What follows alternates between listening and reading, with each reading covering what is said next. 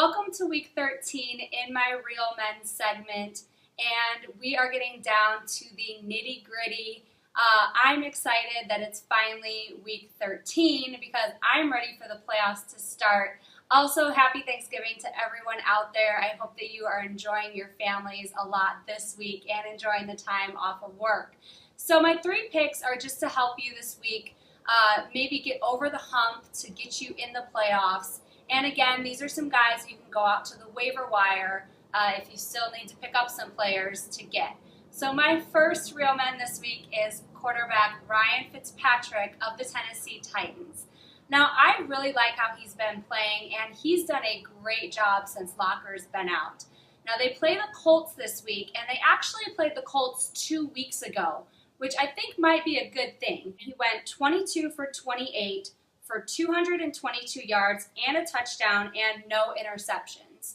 Now, I picked him up in one of my leagues and played him this past week because I had RG3 and I didn't trust RG3 against the San Francisco defense. And I am so happy I did that. He had a great performance. He threw for 320 yards and 2 touchdowns against the Raiders.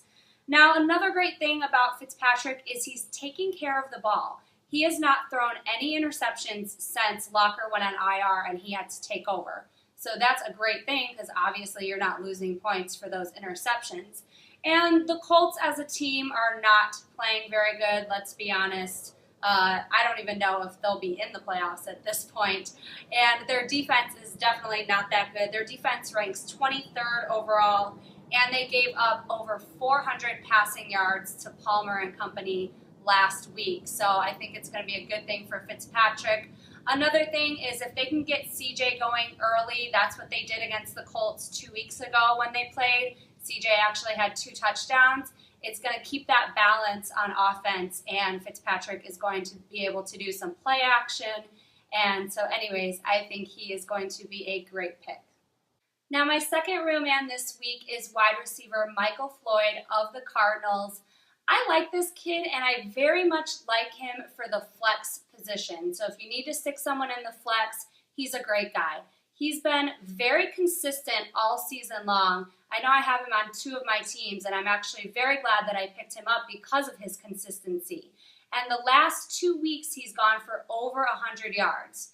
Now, this week they play Philly, and Philly's defense is last in passing defense. They're giving up over 300 yards per game.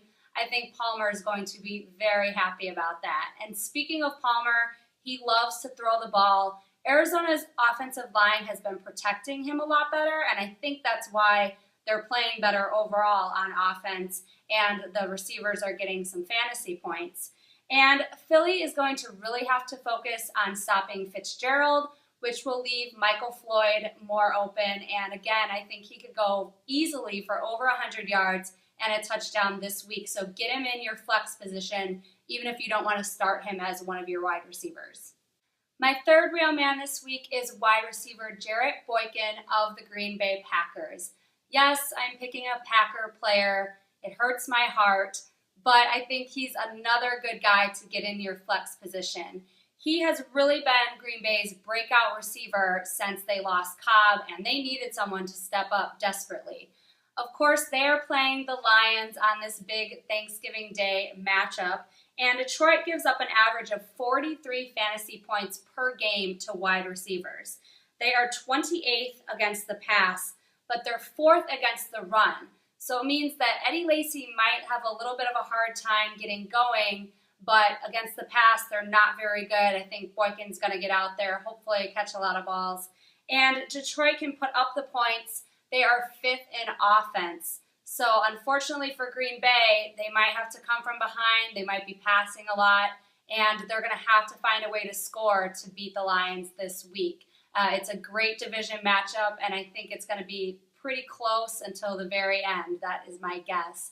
So get those 3 players in your lineup for week 13. Next week is starting the playoffs in some leagues, so that should be fun. And this might be your last chance to edge into the playoffs.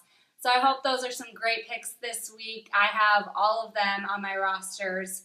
So I know I'm going to be playing them. And Greg has Beast Mode picks this week. He's got some great ones to help you edge into the playoffs as well. So let's get Greg going with his Beast Mode segment.